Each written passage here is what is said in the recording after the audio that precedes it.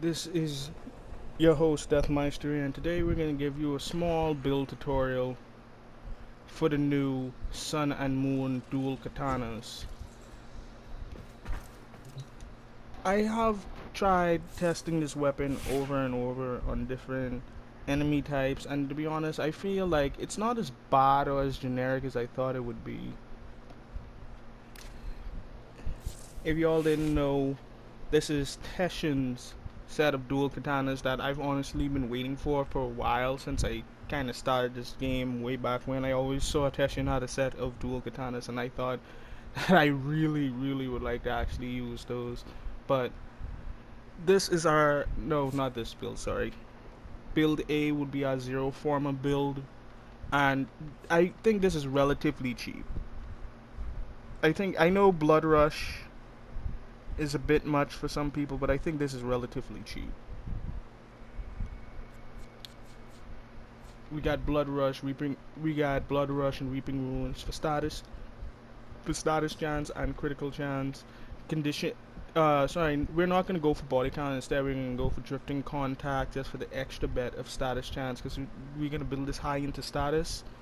We could go less status, more crit, but that's a different option entirely. I was struggling on whether I wanted to use Berserker Fury or Prime Fury, but I feel like that's more of an optional mod slot. But let's test it out with a couple level 100 heavy gunners and just have a go at it.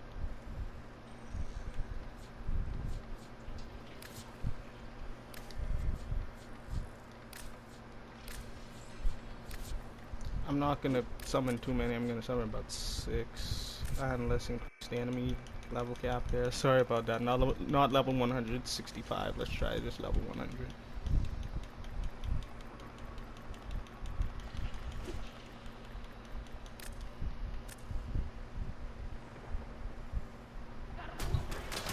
I probably will get drawn to shreds here, but not if we put on this.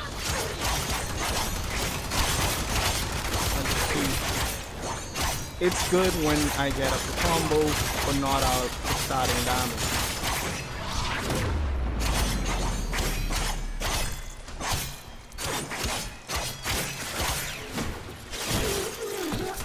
It doesn't have the best crit in the game, but it's also not the worst either. You could try the pure hybrid critical build in a second here. But you have to remember the heavy attacks would sell a weapon a lot.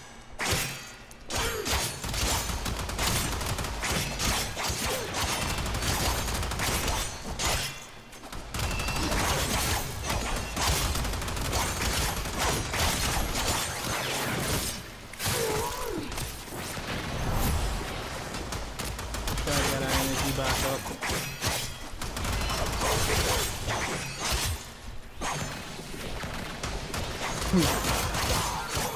Usually I know some people will put on invulnerability to show off the weapon, but it's not as bad, especially when you're dealing with all this high damage.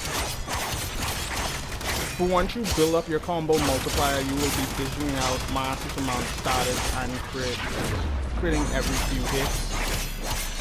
Actually, I think it's almost every hit that you get an extra crit.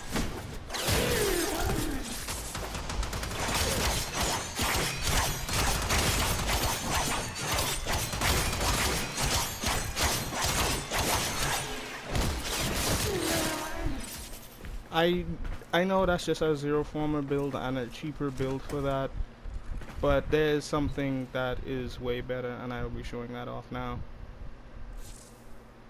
We're gonna switch out the Berserker Fury for Condition Overload. This is actually the build that I use right here. This one is slightly stronger with the Prime pressure point instead of the regular pressure point. But in a second we'll be getting over this build right here, which is kitted out with Condition Overload instead of our Berserker Fury. It's slower, but I feel like the damage makes up for it.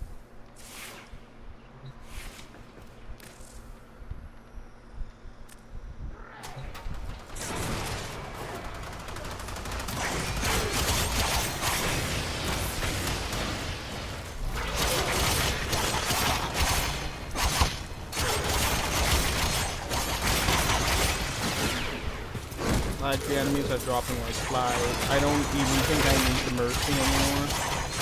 And I just build up damage.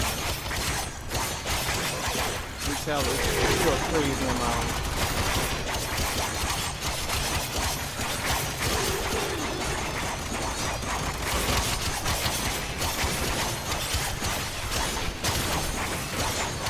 As you see, the condition overload does way more damage. Not the condition overload, I keep saying it wrong. It's the prime pressure point on top of that. My apologies.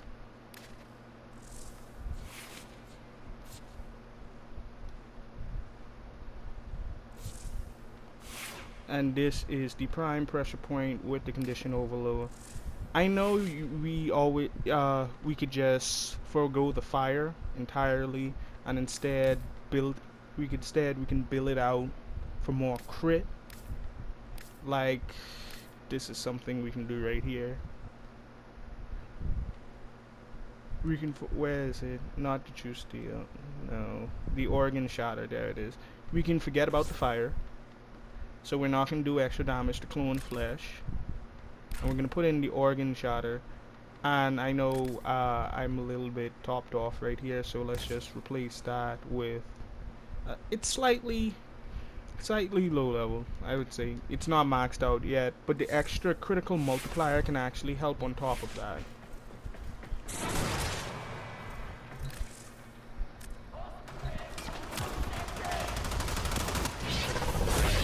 And this time, I guess this is increasing my damage, but not really. I just want them to be distracted while I take them out. Look at how that damage climbs. It's ripping them apart in seconds.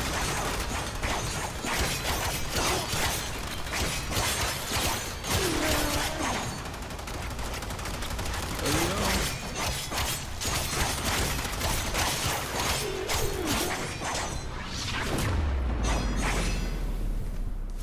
To be honest, I thought the weapon would be a lot more mediocre because I really fell in love with it, running with it with my drifter and getting used to the custom heavy attack. But it's still a really decent and nice weapon.